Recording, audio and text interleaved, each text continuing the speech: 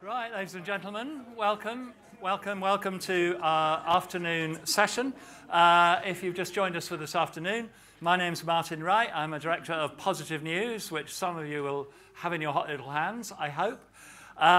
We specialize in stories about what's going right, about what went right. That's actually the title of one of my most popular regular features, What Went Right. So it's very appropriate that we're partnering with the RSA on a Fellows Festival that is themed around what could go right. Over the next hour, you're going to have 3 presentations from 3 fellows. I'm afraid that Anna Wolf, unfortunately, has been taken poorly, so she can't join us. But the silver lining to that cloud is we get more of our 3 fellows who are going to talk to you. And each in their own way epitomizes what being a fellow of the RSA is all about. Some of you will know that because you're already fellows. If you're not, and you get inspired to be interested in becoming one, do seek out one of our RSA elves who are in there fetching turquoise T-shirts, and they will be able to tell you what to do. OK, we are going to kick off. Stephen, come and join me here. We're going to kick off with Stephen Oram. Stephen coined a phrase which I absolutely love, which is inspiration through imagination is vital. And that's particularly the case when we're talking about education, both in terms of young people, also educating the public about the possibilities in science and technology and how to have an ethical dimension to science and technology. Stephen has topped off a career in education at senior levels in government, specializing in innovation in education, with now a second life as an author of near futures science fiction. And I think you're drawing on both those experiences, exploring the issues around the ethics of science and technology, which obviously nowadays, with all the talk of AI, etc., is incredibly topical. So, Stephen, over to you. Thank you very much. You have to tell me if this... Am I talking loud enough? Is it good? Even people on the back row are nodding, so that's good. And because I'm so well prepared, I forgot to bring a watch. So Martin's going to start doing this if I've gone way over time. So as Martin said, I'm Stephen Oram. I'm a near future fiction writer. And what I want to talk about is different examples of using fiction, in particular near future fiction, as the title said, in pursuit of consensual futures. And by that, I mean a load of people getting together and agreeing what futures they're actually interested in and want.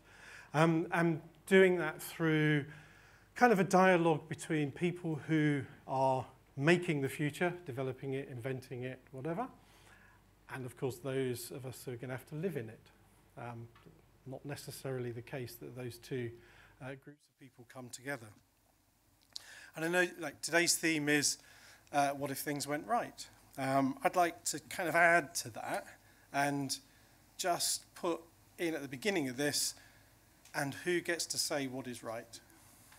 Because I think that's absolutely a key element of things going right. So,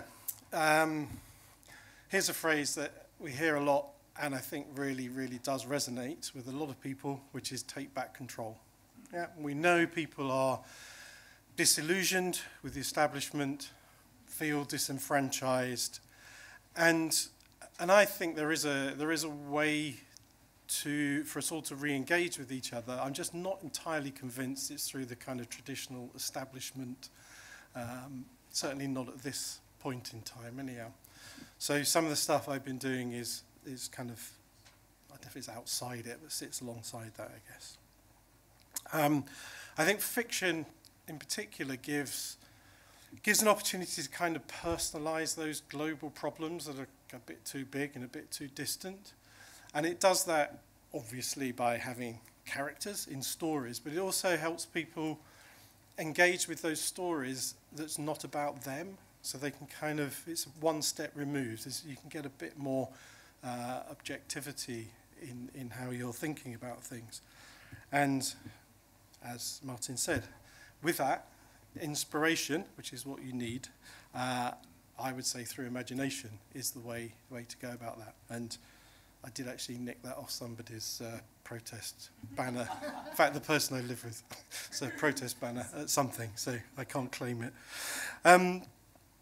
What I've found in some of the work that I do, which I'll come on to, is that using near future fiction with scientists and technologists, it does have an influence, and it can work with them in terms of what they're doing and what they're inventing, because it helps them step back and think about the kind of broader impact or repercussions of what they're up to, rather than I have to fix the thing that's in front of me, because that's my specialist problem to solve. In terms of who in these things, so when I put something together to say I wanted to talk about this, it was on behalf of 4 of us. So there's myself, Ava Pascoe, who's here, and Wendy Grossman is here, and another fellow called Christine Accardi. So we've all been involved variously in some of this stuff. And me and Christine in particular have been doing this for about 7 years. Christine's a senior research fellow at King's College London, looking at ethics and AI in particular.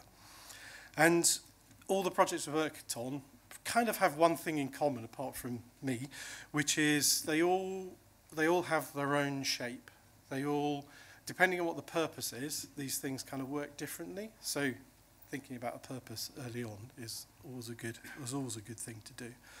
So just to give you a few examples of the kind of people we've done this with. So there was a project with young people called Utopia Now, which was with King's College London, where we had early career researchers from King's College and young people working together in a workshop thinking about the future, and then the young people went off and they wrote stories based on that day. And I have to say, the stories were very savvy about the tech and also quite optimistic, which was very, very heartening. It wasn't optimism because they didn't understand. It was kind of optimism and understanding. So I was really pleased about that. Some other things I've done, Bristol Robotics Lab and the European Human Brain Project. I was part of a project called Creative Futures with Coventry University and the Defence Science and Technology Lab, which is the kind of MOD thing down in Porton Down. And I'll come on to this a bit more later with Cybersalon. Ava and Wendy and Christine were all involved in that. We did a project called 22 Ideas About the Future, which created a book at the end of that.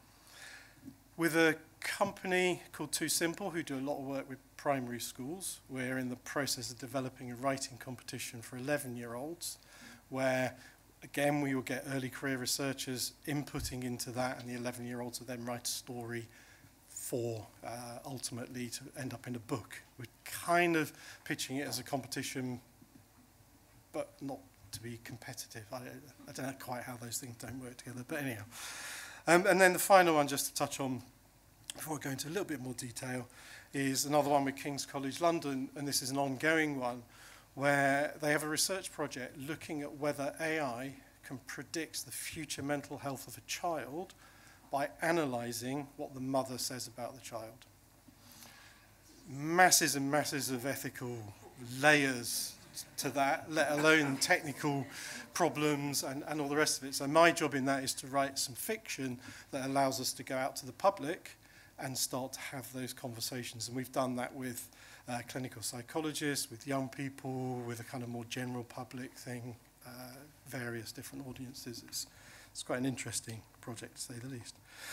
So this all presumes that stories actually do have some sort of effect. So I'm going to give you 2 or 3 quotes here just to back me up. So somebody I've done a lot of work with, Dr. Danby Kim, who's a neuroscientist. She says, stories profoundly improve our abilities to remember and pass on complex information, gain perspectives in difficult situations, and expand our capacity for empathy. So that's the view of Danby as a neuroscientist. And then in the 22 Ideas book, Douglas Rushkoff, who, if you don't know him, MIT says is one of the world's 10 most influential intellectuals. He says, just allowing oneself to pretend that something could be true is more than enough. we can't imagine something without at least entertaining that possibility. And he is talking about, he's very convinced that he can talk to people who already agree with him. That's great, but how do you get to the people who don't agree, who won't listen? So that's kind of where that's coming from. A much more thorough piece of research in 2013 was done by Nesta. It's called Better Made Up, and it's all about the mutual influence of science fiction and innovation, and it's well worth a read. And then finally, the British Sci-Fi Association has a critical journal called Vector. I guest edited the most recent one on futures, so thinking about prediction, sci-fi, and all that kind of stuff. And there's a lot of stuff in that actually really brought me to some conclusions in what I was thinking at the time, which is, does sci-fi actually have any effect? And if it does, what responsibility do I have as a writer? I think my conclusions were, yes, it does. Certainly in terms of scientists and technologists. And I think its predictions do affect the future if you take predictions and effect in very, very broad terms. So I don't think you can look at one story and get a prediction. You need to take them in their whole. What's the direction? What's kind of the, when you put it all together, what's it saying? And I do think it has a responsibility to be accurate and not sensational, with one caveat. If it's boring, nobody's going to read it. So it still has to be an interesting story. But I don't think it has to be tech utopian. I don't think you need to, I mean, you can, but I don't think you need to. Just coming back to my comment at the beginning about if things went right, who says what's right? I do think we all have to understand, and probably very pertinent for this audience, is that it's a real privilege to be able to think about the future. And we need to spread that privilege as sort of far and wide and deep as we possibly can, and deliberately, because, and it's hard in the projects I've been working on, it's very hard to get to certain communities, to get them involved, for all sorts of reasons. You're sitting forward because I'm running out of time. Okay. Okay, so I think I'll kind of wrap up here. I think, again, with a story, I think something to bear in mind with it when you're thinking about this kind of stuff is that there's two kind of loops that go on. There's the creating of the story, world building, characters, all that kind of stuff. If you get other people involved in that, you've got feedback loops going on. And then there's you publish a story, and people receive it, they interpret it, and they pass it on. And that's another sort of sphere of influence. So I think it's interesting to think about those two things. They link, but they are two separate, not separate, but two different feedback loops. So I'll end there. Thank you very much. If anyone is interested in any of the things I've mentioned, come and grab me afterwards. I'll be having drinks at whatever it is, 6 o'clock or something. Thanks very much. Thanks, Stephen. That was fascinating. One thing that struck me, when I was a teenager, I read a lot of science fiction, and a lot of that science fiction was actually published even before I was a teenager, back in the 50s and 60s, and a lot of it was very optimistic. It was sort of about us reaching for the stars, sort of literally and figuratively, and it seemed to sort of encapsulate an enthusiasm about the potential of science and technology to make the world better, et cetera, et cetera. And a lot of the shift, it seems to me, recently has been much more towards dystopian fiction that mirrors a lot of media coverage about fears over technology, fears over AI, killer robots wiping us out, that kind of thing. I mean, do you see the same sort of trend, and is there a case for, and you seem to be making it, but I might be wrong, is there a case for sort of actively harnessing the sort of imagination which drove the early science fiction to try and make things better, make people more positive, that they have agency for change? So the short answer is yes. The longer answer, I think, is, so there are movements like solar punk, I don't know if you're aware of it, which is very much about setting things in a much better future so we are inspired and can kind of work towards that. I wonder whether maybe there's a less naivety around technology now, which might be leading to some of the dystopian stuff. personally, I kind of like to write stuff that's a bit on the fence, that raises questions rather than being sort of tech utopian or completely dystopian. So I think there is, and I think there's probably a bit of a lack of those kind of things to aim for. Maybe publishers find it hard to sell that kind of stuff. Maybe it's down to us to buy more of that, and then they'll start commissioning more of it. Hopefully. We can take some questions from the audience. So, and if you wait for the microphones, because it's being recorded for posterity. Hi. Geoffrey Hinton, who's a British-Canadian, you'll have heard of him, 75 years old. He invented a lot of AI, and then he resigned because he believes it really is a dystopian future. And also he said that if we think we could legislate, in some states in the US can't even legislate to stop children buying military-grade weapons, he said we have something to worry about. That's his dystopian future, which I must admit I share a bit. Any comments? So how can you make that positive? Because I know that's the that's the theme of the conference. Well, so I've heard all that stuff. I've also heard a kind of counter narrative, which is the big tech companies have got themselves into a dominant position and are kind of pulling up the drawbridge a bit to stop competition. They need a lot of attention for investment, etc., etc. So I do, first of all, I wonder how much truth there is in that. So obviously there is some elements of truth, but it doesn't feel a very balanced public kind of thing at the moment.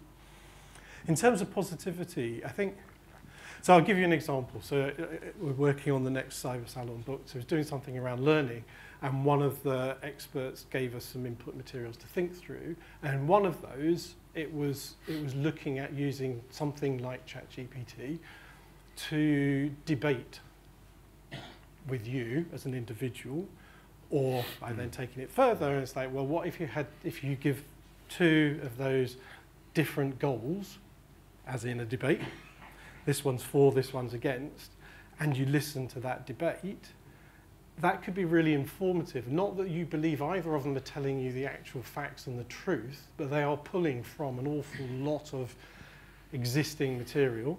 And let's face it, ChatGPT, as somebody said, is like, we're actually talking to our ancestors. It's all in the past, none of it's new. So I think there are ways, if we stop being really, really scared and handing the solution over to those who created it, let's say, then I think there are ways that we can use this stuff to kind of elevate ourselves and elevate our discussions rather than go into some black hole and put our head in our laps. Other questions? Anybody? Yes, please. You mentioned the first question about the sort of more dystopian bent now. And in your talk, you also mentioned children. I'd just like to understand specifically with children. So I gave a talk to children recently about tech, and a lot of the questions, they were 10 or 11-year-olds, were about sort of, are people going to lose their jobs in autonomous futures? And it made me realize they were absorbing a lot of the media and news coverage already. So when you speak with children or work with children, to what extent are they already anchored in that kind of view of things, and how do you open up the space for them to maybe think about alternative things that may not have been exposed to? Yeah. So far I've not worked with children that young. They've been sort of 14 and upwards. But the way we've been tackling it is to get AI researchers, early career ones, because they happen to be younger and have more time actually, but getting them to have a conversation with them before they start writing. So they may well come with some of that, but then they have somebody who actually knows that they can have that conversation with. Now that's obviously not hugely replicable, but I think that's kind of what's needed. Okay. Any more questions from the audience? Got time for one more? Oh, hello. Thank you. I was really interested in the point you were exploring about science fiction influencing the development of science and tech, but also I'm intrigued by the role of science fiction in driving social movements. So if we look at like Afrofuturism, for example, that whole genre underpinned social justice movements and philosophies, particularly in the second half of the 20th century. So do you think there's further potential for science fiction in particular to drive more social movements going forward, especially as we're having these really tense debates about personhood, digital identity, online identity? What is the role of science fiction going forward to help us to organise and to think about how we want to manage tech, etc.? Great question. Yeah. So I personally, I think that's more important than the tech side of stuff, because that is where I kind of play more in those social movements. And in the vector thing that I was talking about, somebody was writing there about applied science fiction being a form of activism, and I think absolutely. And if you can kind of paint societies that maybe one or two in a piece that you can look at them against each other, or just have a society that is a good one, that you know, I think, yeah. So my short answer, that was a bit of a ramble, but absolutely, and more than influencing the tech. Excellent. Stephen, thank you very much indeed. Thank you. Thank you. Meena, do you want to come up to the podium? I'll introduce you from here, because I'm all sat comfortably now. So our next speaker, Meena Wood. Meena's got a huge range of experience right across education. She's been a college principal, she's been an Ofsted inspector, a reformed Ofsted inspector, I think you described yourself as. I'll go now, shall I? Shall I just leave the room? You might get lynched on the way out. I know there's somebody here from a school who was talking about children. I was thinking, oh God, no. But as well as that, you've been an advisor on curricula for schools in places as varied as India and Malta and Dubai. And she's taken all that experience and wrapped it up in a book called Secondary Curriculum Transformed, Enabling All to Achieve, which is surely what education should be about. So, Meena. Absolutely. Thank you. Thank you very much. I'm really pleased to be here talking about education, which is my passion. Thank you, Martin, because actually, Martin quite rightly said, I had a very weird career, and I just wanted to just say in one sentence, I went from teaching in schools, as you all do, start off teaching languages in schools, in secondary schools. Then I moved into FE, further education and adult education. And from there, I went into Ofsted as an HMI. And I started with inspecting colleges, you know, young training providers, young youth offenders institutes, so a real variety of institutions, and then schools. And so predominantly I was mostly in school inspections. I then saw the light, I suppose, and I thought, no, I want to go back out. So it was a case of, what is it, the gamekeeper turned poacher, I think that's what I became. And that was in 2014. So I went back into schools, and I became head of a secondary academy. I then thought, okay, what's the good of all the experience I've had over however many years if it's not about improving outcomes for children and transforming education? So what I really wanted to do then was write this book. And this book is really, if you like, for me, the synthesis of everything I've done sort of in my life. But more importantly, proposes a model of curriculum, education, which I believe, if it's implemented certainly in this country, will absolutely transform children's outcomes. So I just want to run past you why I think that's necessary. And I've witnessed this, don't forget, as an HMI as well as a head of a secondary academy. So you have actually what happens is 1/3 of children fail the benchmark GCSE English and Maths every year in this country.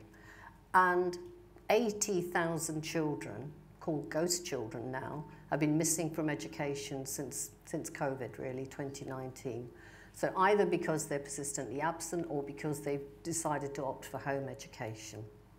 That's not actually somewhere we want to be as a society. And alongside that, we have a massive skills shortage in our economy at the moment, which we know politicians are desperately trying to think about how we're going to fill. We're even looking at recruiting teachers from India and Nigeria now because we can't even get the teachers, let alone people to work in the other sectors. So this, it sounds really negative, but actually, you know what, it's predictable.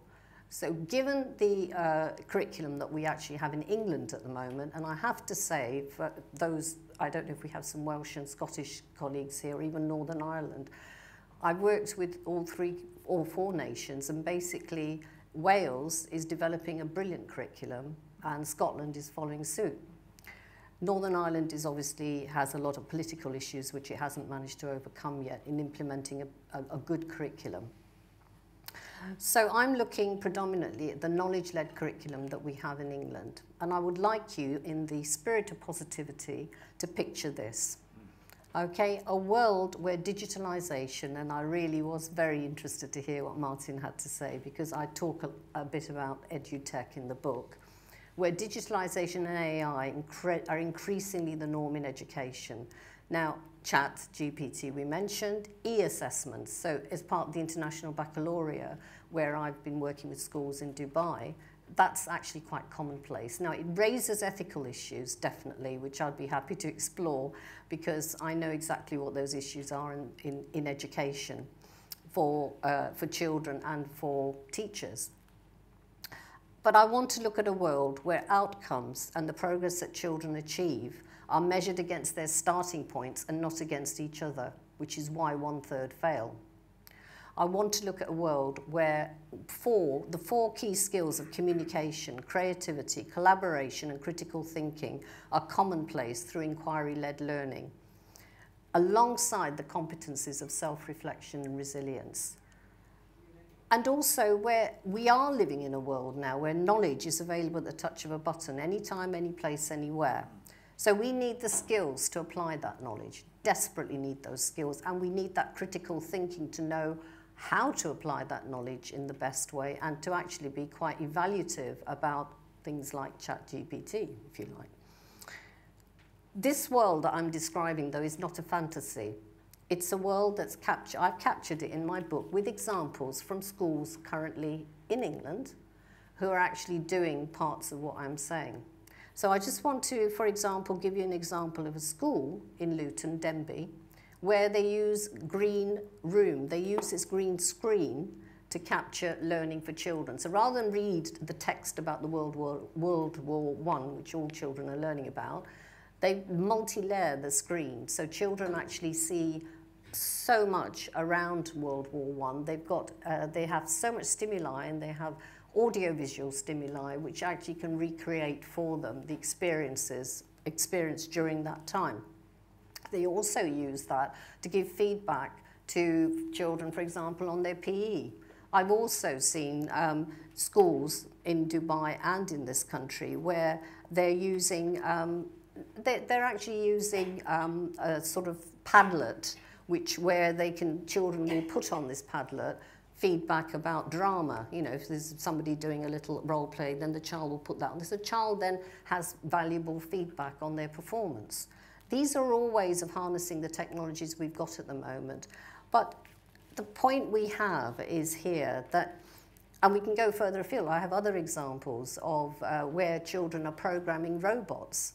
And, you know, post-16, they're starting much earlier, but post-16, definitely in the UTC, which University Technical Colleges, I know of one where they're doing that. And they're working with Microsoft, and they're working with the big employers to do that. Now, why can't that be a common experience for all our children?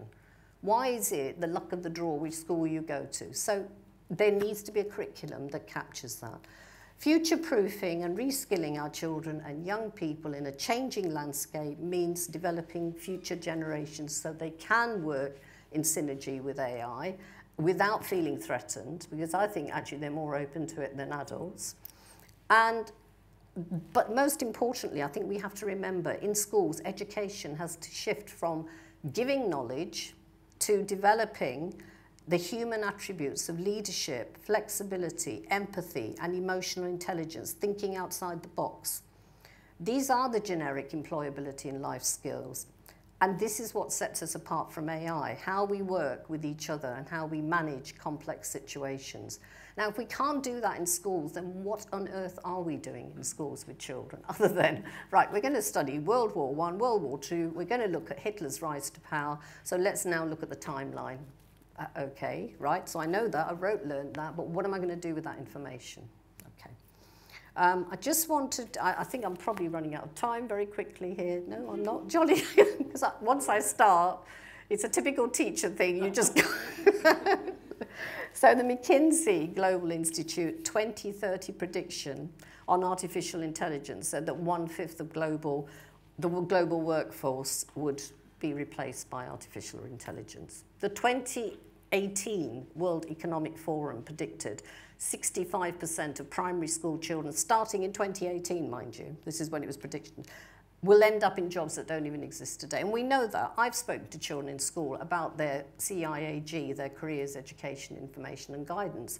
And they've said, well, I want to do robotic processing. I want to do, robotic automation, but the school has not allowing me to take these subjects. I can't do DT as well as, So it's about academic versus vocational or technical. How is that going to help the children whose aspirations are then quashed in school already from the start at the age of 13, and how is it going to help our society and our economy and the workforce? So I think we can make changes in our economy, and we probably can make changes in our economy. That was a Freudian slip. I think we can make changes definitely within our curriculum. It has to be a values-led, not knowledge-led, values-led pathways curriculum, academic and vocational and technical. And that happens in countries like Singapore, like Estonia, which are high-achieving school systems. It's so easy. It's a no-brainer, frankly. And if there's anybody from DFE here, please acknowledge that there is a life outside, this country. Okay, I suggest a focus on real-life contexts in learning, as in I mentioned those two countries. I think closer to home as part of the core EBAC curriculum that children are actually forced to learn because it's part of the DFE target. We must focus on the sustainability agenda and green industries that are vital. So we need to include all STEM subjects, particularly for girls. They need to be really encouraged to develop engineering, maths, technology and science. And we need to allow them to take DT, computer science, which is actually going off the curriculum at the moment. And also, I would suggest very strongly a focus on creative subjects, including performing arts and media, which again is dying a death. I think is it Liz Fraser? Fraser, is that right? Who is the Culture Secretary, who's talking at the moment, I think, while I'm talking here, strangely. And I think, a lesson for her will be, if you really want to invest in our cultural industries, please put it at the heart of the curriculum for children. And then finally, the focus on love of learning. That has just gone. That's why we have all these children leaving school, voting with their feet. Please, let's recapture that through an engaging, inquiry-led curriculum with an emphasis on developing children with agency of their learning. I just want to end with a quote from a young lady who basically said, she was the Scottish Young Writer of the Year, 16 years old, and she said, schools are a place where you are manufactured. You move along the conveyor belt of exam seasons, hoping for the grades you need, so you can be packaged up with a pretty label saying you got straight A's and shipped off somewhere else. Capitalism tells us that if we're not fit to work, then we're worthless.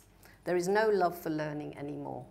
So I think that, for me, is really what we need to do. And finally, please, Robert Frost's poem, The Road Less Travelled. So we have a choice now. We do have a choice. And I would quote Robert's poem and say, 2 roads diverged in a wood, and I took the one less travelled by. And that has made all the difference. So are we now able to venture off the beaten path of the current knowledge-led curriculum and blaze a new trail and a brave new world, to use your science fantasy? Thank you.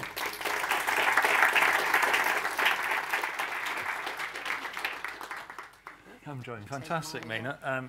Take my fashion accessory with me. Your fashion accessory. Begs all sorts of questions, but I bet the audience got some, so I'm going to go straight to the audience since we're quite tight for time. Yes, please, with the microphone coming. No, that's fine. It's lovely.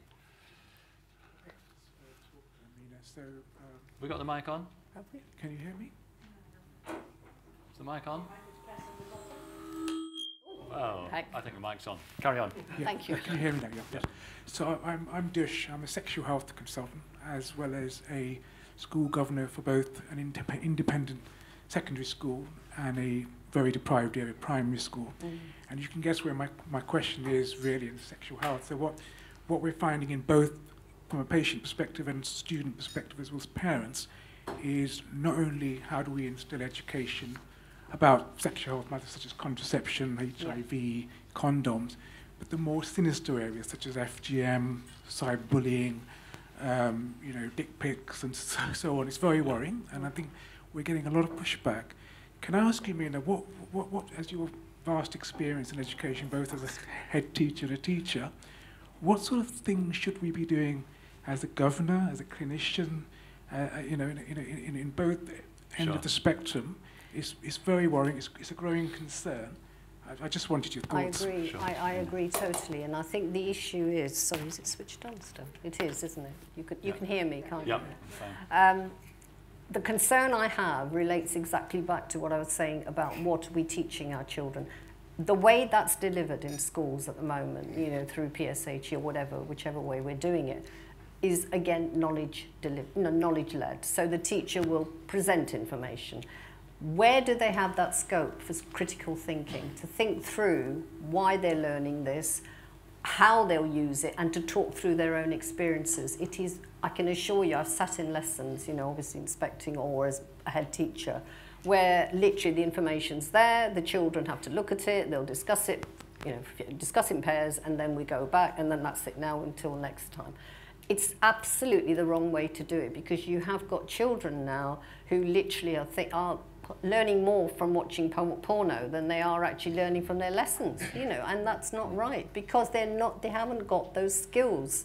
They're not being developed in the right way, and they're not being developed through inquiry-led learning either. So they're not being asked to, well, what do you have at home? There's none of that, generally speaking. There might be exceptions, of course, but no, it's a pretty bog standard curriculum, and that's the problem we have. And I feel sorry for teachers, because obviously they are at the forefront of this all. So, yeah.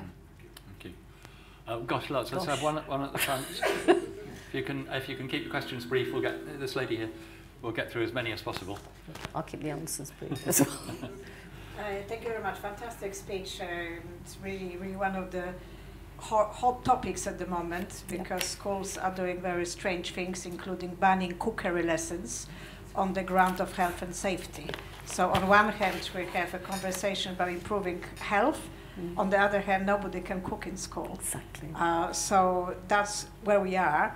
But I'm quite intrigued about your negative view of homeschooling. In America, it's over 2 million children are homeschooled to reasonably good KPIs. So what's your view? Because the future of homeschooling is only going to be bigger rather than smaller. I agree. Okay, I'm going to take the other two questions, one after another. I had one sentence for them. Anyway. That's great. We'll just do the other two. Yeah, sure. Appreciate it. And then, because we've got to move on to the next speaker in a second. Please.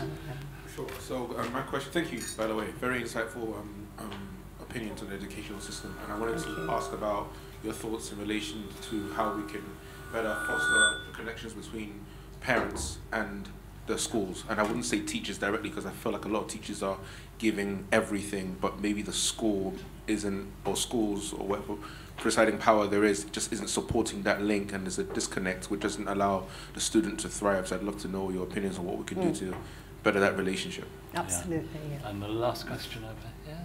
There's one more. We need to wrap up. So obviously it's probably we're coming up to 3 years since of Sir Ken Robinson, who obviously was a pioneer in creative education. So I suppose my question is, how long left to save creativity, as that is obviously one of the routes into the true love of learning? Absolutely. Brilliant questions. Yeah. Oh, we're not doing that. Right. Okay, shall I start with your question? Yeah, I'm not negative about home education. That was to say they are being termed by the DFE as ghost children, and by the Children's Commissioner, Rachel D'Souza, who's now the Children's Commissioner for Children, I suppose. And it is a pejorative term. So I know I know of people that do it. I know of organisations, you know, where they're encouraging it. So don't believe me, I'm not negative. I think what is happening is there's a negative perception of it now. But I would say children are voting to leave for a reason. So what should happen is the Children's Commissioner and the government should look at why they're leaving and why they prefer to go into home education, because they're being alienated by what they're currently facing.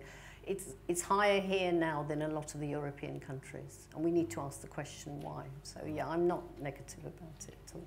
And gentleman here. Senior moment coming on. It's like, who asked that question? So your question was about parents, wasn't it? Yeah. I've got a chapter in this book because I myself, as a head teacher, had to go into a school which was, disenchanted.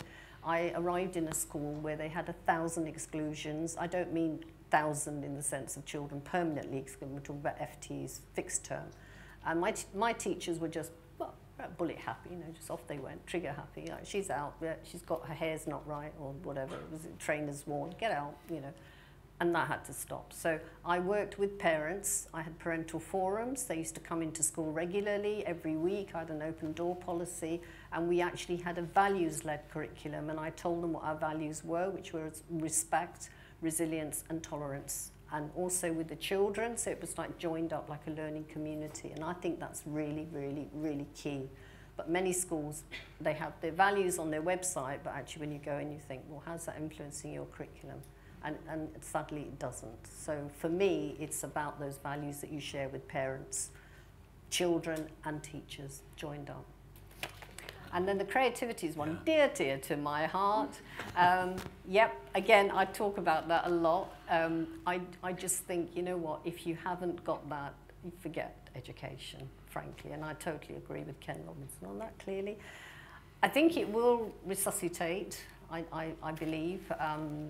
You know, and I think it should be there, and we should keep going on about it. We shouldn't be losing sight of it, because other countries are pushing it. And if you, I know, having worked with schools with the IB, it's absolutely key. And the focus is on developing creativity in children and how they use it in their learning, how they approach learning, how they work together, the collaboration bit, you know.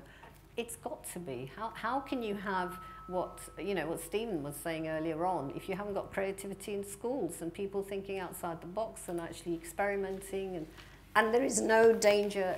And the last thing I would say is, the one thing I really dislike is where children are frightened of making mistakes, because you always learn through mistakes, don't you? And so I think that in itself, creativity, the critical thing, all of that package comes together, doesn't it? Encourage them. When they make misconceptions, then clear them up, but encourage that creativity. Sorry. Thank you. Sorry, we could go on for hours on this. Forgive me. I did a classic I've got a hard stop, I'm afraid. So, Meena, thank you so much. Thank you very much. Thank you. Rachel, come to the podium. Gosh, we're packing them in this afternoon, and we've got part of Das Gupta at 25 to 4 being streamed from the great room, so we've got to crack through, I'm afraid. Our final speaker this afternoon session, there'll be one after tea as well, Rachel Drapper's most extraordinary CV. It combines a first in Egyptology from Oxford, a spell as a Fulbright scholar. She did an MBA at Harvard. She's done research at Harvard. Most recently, she's founder of Fair Share, which got a simple but pretty essential message, helping households split chores so they don't split up. Rachel. Chores. Thank you very much, Martin. And thank you all for being here today in a vault on a very sunny day to talk about none other than chores.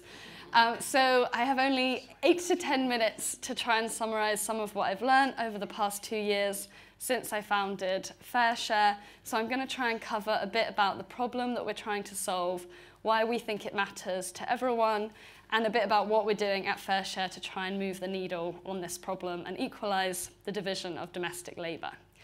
So women around the world spend on average 3 times more time than men on unpaid labour. And by unpaid domestic labour, I'm talking about chores and childcare. And in the UK, this is not a trivial or insignificant amount of time. It adds up to, over the course of a lifetime, 5.5 years for women and 2.5 years for men. In India, women spend up to 10 times as much time as men on this work.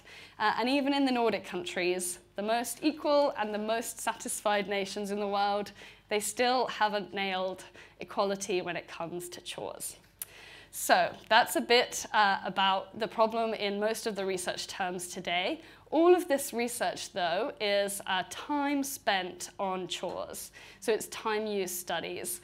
This misses a huge piece of the picture, which is a term called the mental load. So the mental load has got a few synonyms: invisible labor, cognitive labor, household management. This is the work that is not the physical work itself, but is the management, the planning, the scheduling, the decision-making that is also predominantly done by women. An example of this would be, rather than cooking a meal, which is a physical chore, the meal planning, monitoring the groceries, maintaining a shopping list, remembering dietary requirements, managing leftovers, all of these examples are mental labor as opposed to physical labor. And this is really hard to measure. So we're not even yet understanding the full inequality in household work because we're really only looking at the physical labor so far. There is a study that's come out this year that's starting to unpick this problem, and scholars are really trying to more understand mental labor. So we know that in COVID, women also bore the brunt of mental labor, and there's links now to it causing more depressive symptoms and more psychological distress than when physical labor is shared unequally. So that's all a bit doom and gloom about chores. So now we'll move on to why we think this problem matters and why we'd like it to matter to everybody. So we see this affecting people at all kinds of levels. So at an individual level, at a family level, and at a society level. So at an individual level, for the person doing more in a household, and there's two sides to this story, so whether someone doing more than their fair share tends to be someone doing less than their fair share. For the person doing more, the negative implications are fairly obvious. They might be overloaded, overwhelmed, stressed. There's also an opportunity cost to their time, and this contributes to the gender leisure gap. For the people doing less, this might seem like a sweet deal, and in some respects it is. They are doing fewer chores. Though it's not that pleasant to be on the receiving end of nagging, it can be disempowering, and especially when it comes to family tasks, people who are doing less might actually feel excluded from family life. So it's not all good news for them either. And it definitely isn't good news for those people when it comes to their relationship. So there's a huge amount of research that shows that inequity in this work at home leads to more resentment. It's linked with worse intimacy, less sex, and it increases the chance of divorce. So for families, it's also not good news when this work is not shared in a way that people are happy with. And why do we care at a societal level? Well, we care because when we zoom out of people's households and families, the gender inequity in this work causes a lot of problems. So in countries where women bear the burden of this work, they are less likely to be engaged in paid work. If they are engaged in paid work, it's more likely to be insecure part-time work, and it also exacerbates the gender wage gap. So this is why we think this matters. And moving on to, this is meant to be a positive day about what the future could be, so we'll quickly fast forward to what Fair Share is doing about this problem, now that hopefully you're all convinced it's a significant one. So Fair Share is developing tools, as Martin said, to help households, focusing on couples to start with, split chores so that they don't split up. We have 4 pillars: perceive, plan, practice, and praise. And we are helping people see all of the workload, including the invisible management of running a home and a family, helping people make a plan as to how they want to share it. So chances are, if you aren't intentional about how you'd like to share the work at home, you will most likely, if in a heterosexual couple, fall into traditional gender roles, because the pull of the social norms are very, very strong. So make a plan, set intentions, practice this plan. It's much harder to stick to these plans than people like to think. It involves behavior change, which is notoriously hard to do. And then praise. We think that this work is really important and should be valued. And so we help people in households appreciate the work and each person's contribution to the home. So what do we actually do to try and achieve this? Firstly, I'll tell you something that we did that didn't work, because that's what we found more over the past 2 years, is that this is an incredibly difficult problem to try and solve. So we built an app last summer. It was a tracking and timing tool, so we enabled couples to record for a week what they did and how much time they spent on chores. And some of the faces I'm getting back from the audience will indicate one of the key reasons why this didn't work. This was an unpopular tool, and I will let you guess which side of the house it was more unpopular with, the person doing more or the person doing less. So we quickly abandoned that tool, and we don't recommend that anymore. It is useful for some people to see what is happening and to be kind of a check-in and a status quo check. But it was highly problematic. So it was negative for both the person doing more and the person doing less to be confronted with inequity, maybe more so than people realized. Time is a highly problematic currency. As I already alluded to, it doesn't capture anything about the mental load. It's also very hard to record it accurately. It ends up becoming a chore in and of itself, which was really not our goal. And it also it's not constructive. Once you see that there's a gap, it doesn't help you do anything about it.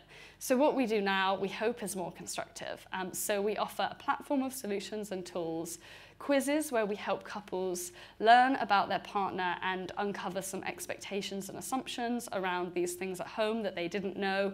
People don't tend to talk about this stuff very in the level of detail that we would like some of them to see these things. So we have these quizzes to help with that. We are now building a tool that we hope will be more helpful. So we're building an app that helps with recurring household tasks and having a shared visibility over whose turn it is to do what, and take some of that mental load out of people's heads and into an app. And we have more simple tools like personalized checklists and conversation cards to really get the conversation moving on this topic. We are pleased to see that this is working.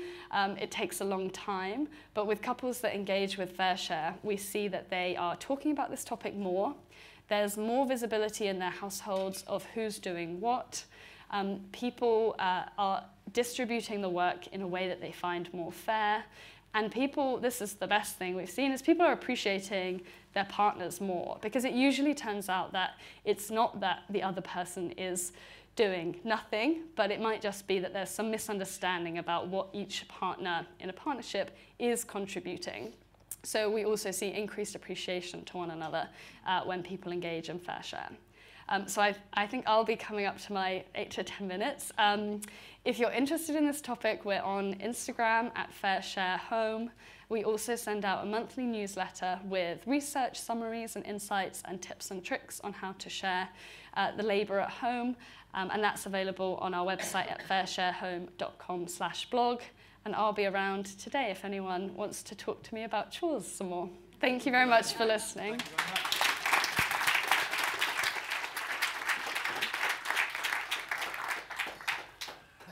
Fascinating. One question that occurs to me, this is principally a story, isn't it, about gender inequality.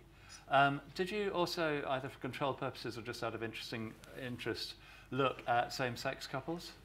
And what did you find as a result? Absolutely. Thank you for asking that question. In 8 to 10 minutes, it's hard to cover what can be a topic that needs some effort to be sure it's inclusive, because almost all the research is on heterosexual couples.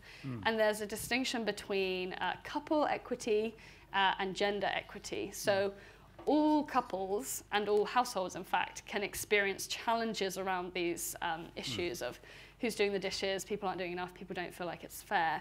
But the distinction between same-sex couples and heterosexual couples is that when you zoom out at societal level, only in heterosexual couples does it become an issue of gender inequity. I myself identify as queer, so I'm always very keen not to make this irrelevant to same-sex couples. But I can also say that queer couples are doing a better job of sharing work fairly.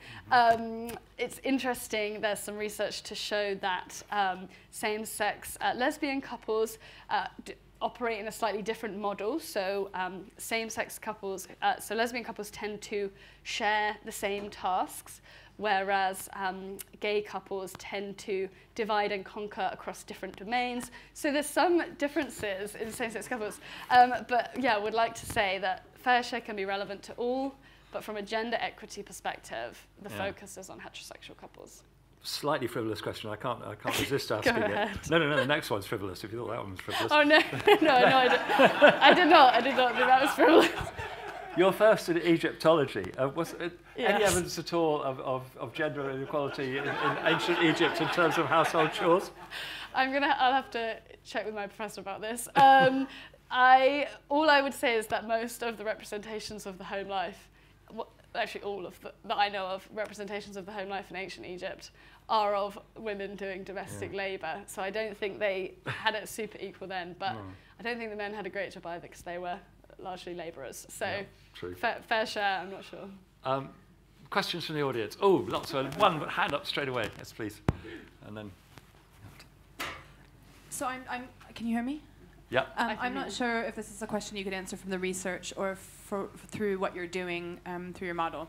I'm here with my partner, so very conscious of how I frame this contribution.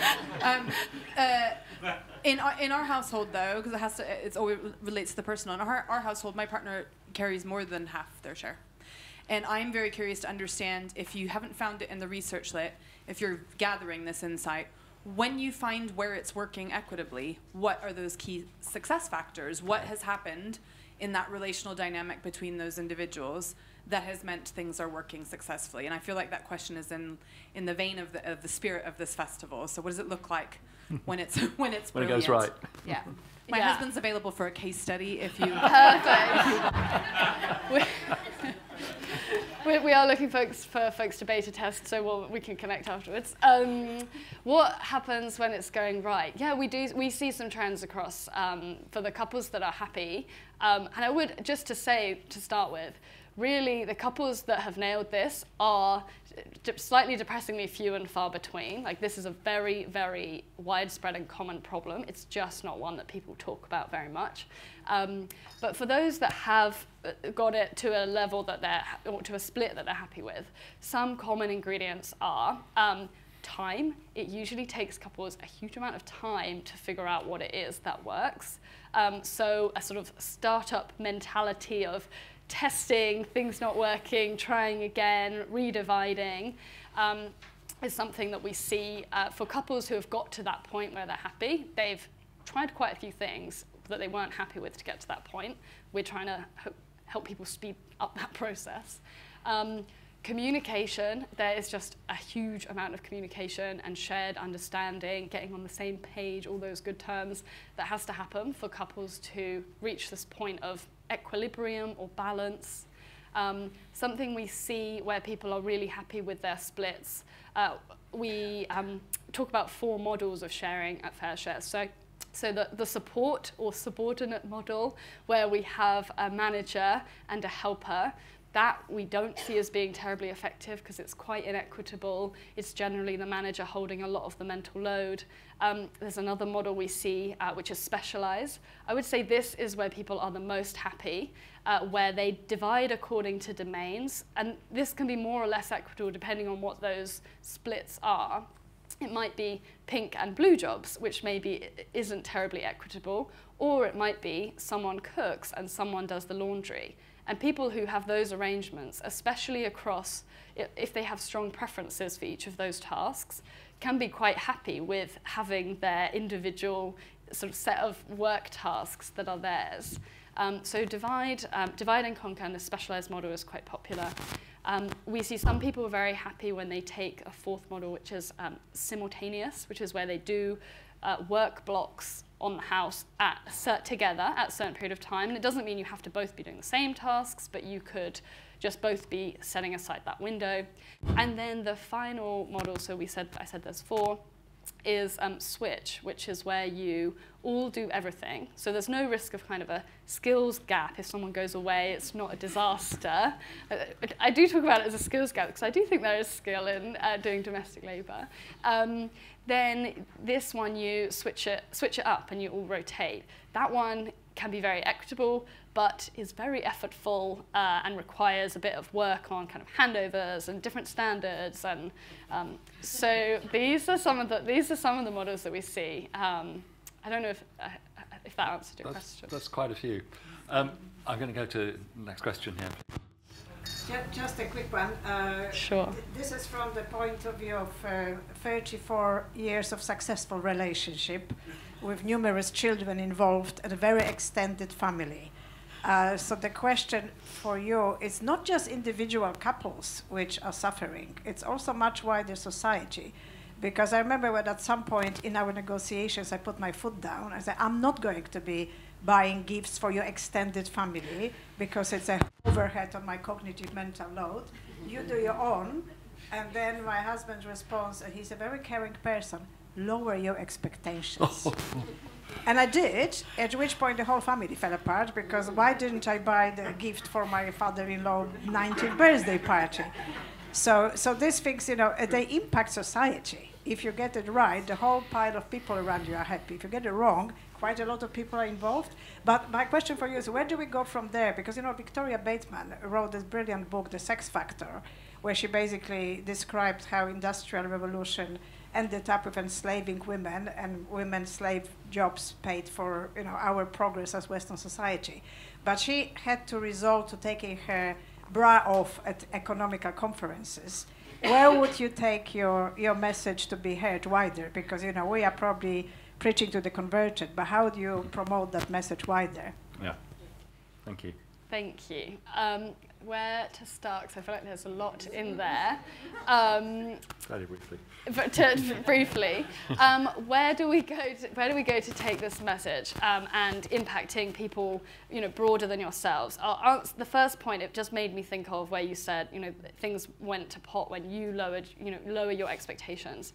I really think couples and whoever the unit is really have to agree on, there's a book called Fair Play by Eve Rodsky, and she talks about a minimum standard.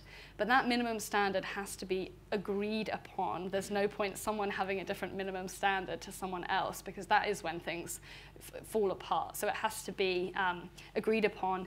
I do think there's something to be said about societal expectations and pressures that can be different for different people of different identities. There's also a whole loads of complex cultural things that go on into that too.